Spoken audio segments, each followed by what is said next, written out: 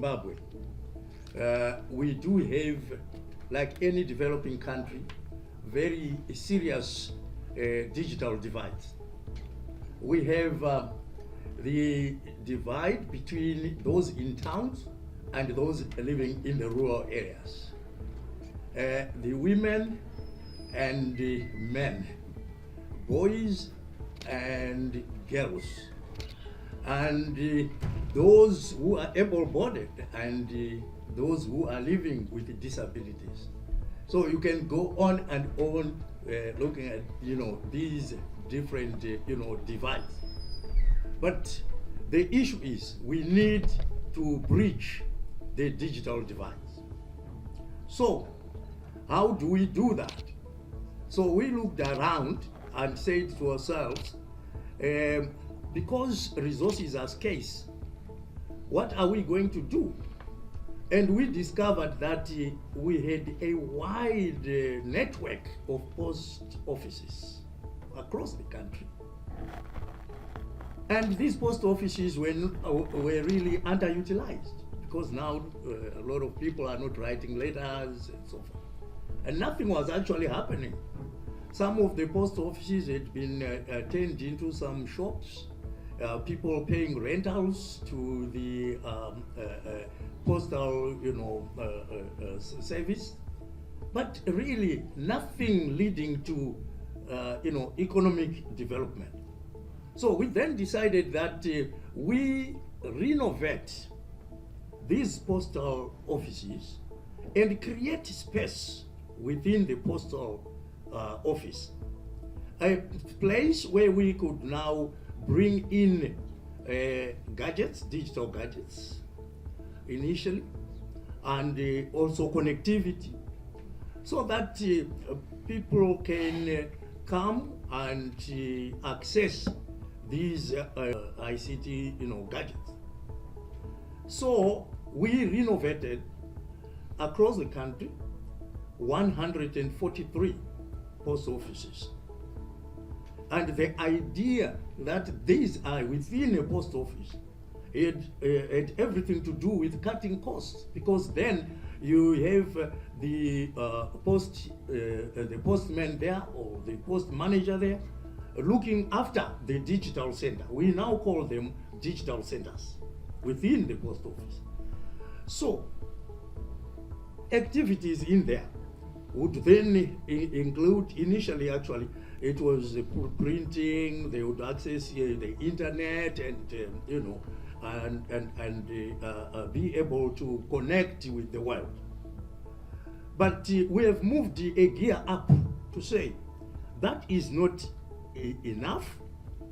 What we need to do is to make sure that these now become centers of excellence, where they do not just connect, but they actually do a lot of economic activity. They can go onto platforms and engage in e-commerce. And if it is an area that is renowned for, say, some agricultural products, they can be selling their agricultural products at this center through the digital means, through platforms. They can also be able to access government services, which government services they previously had to travel long distances to go to towns to access such government services. But now they can just go to the nearest digital center and they can access those services. It has been a very important thing for our elderly, those who are on pensions, because now they can get their pensions nearer to their communities, nearer to their homes, instead of traveling long distances and spending a lot of money. We have even started now providing telemedicine activities in those centers, so that they are nearer to the people. So the people do not have to travel long distance to go to hospitals.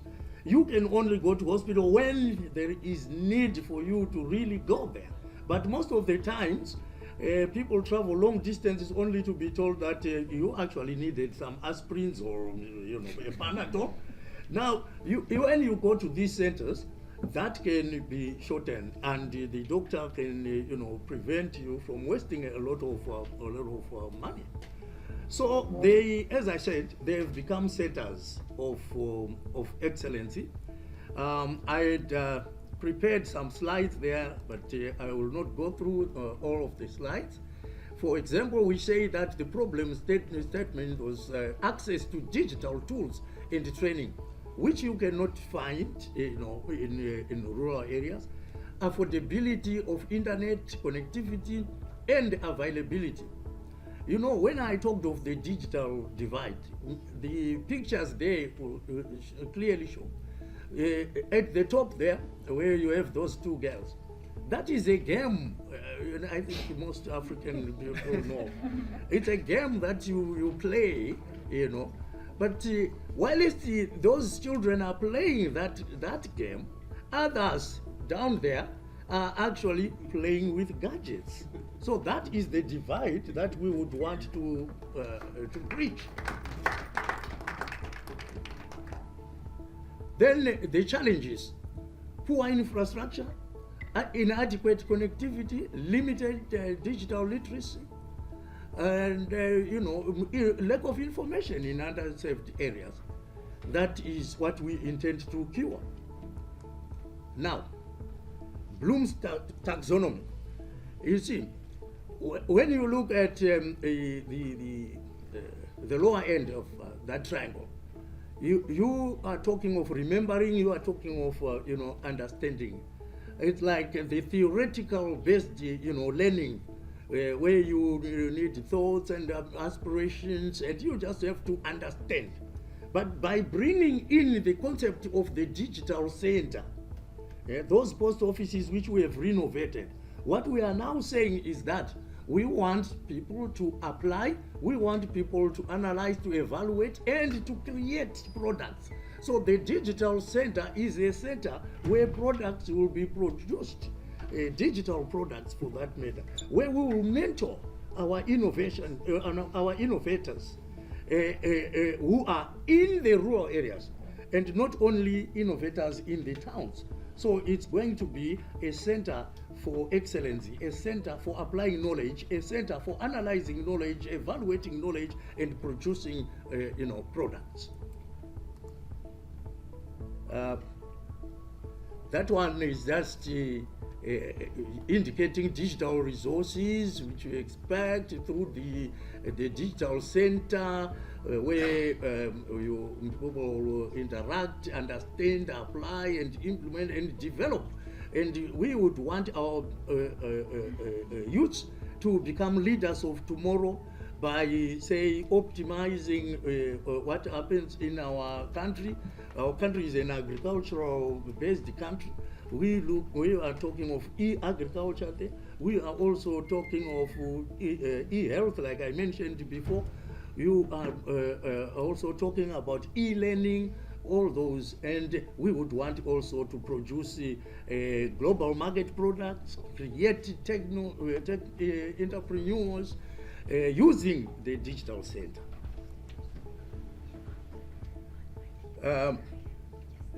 That slide is just indicating what is provided at the digital center.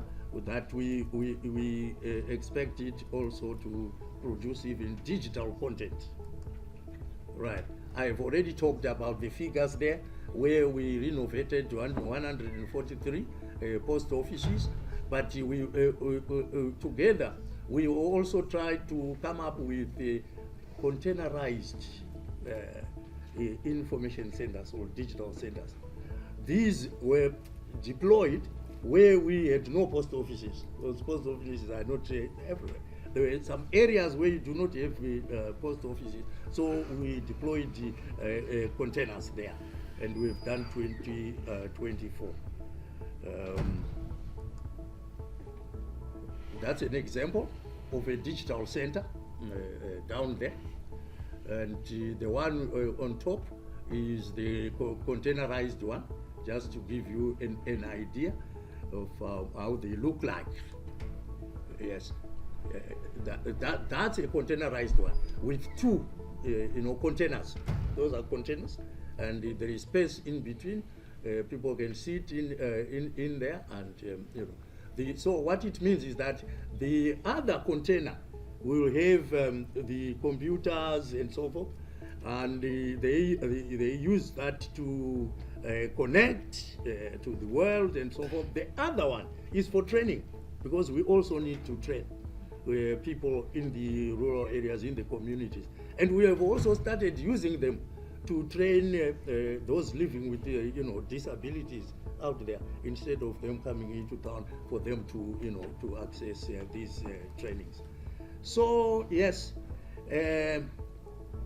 that's an example of a containerized a digital center in one of the areas in Bedbridge border area.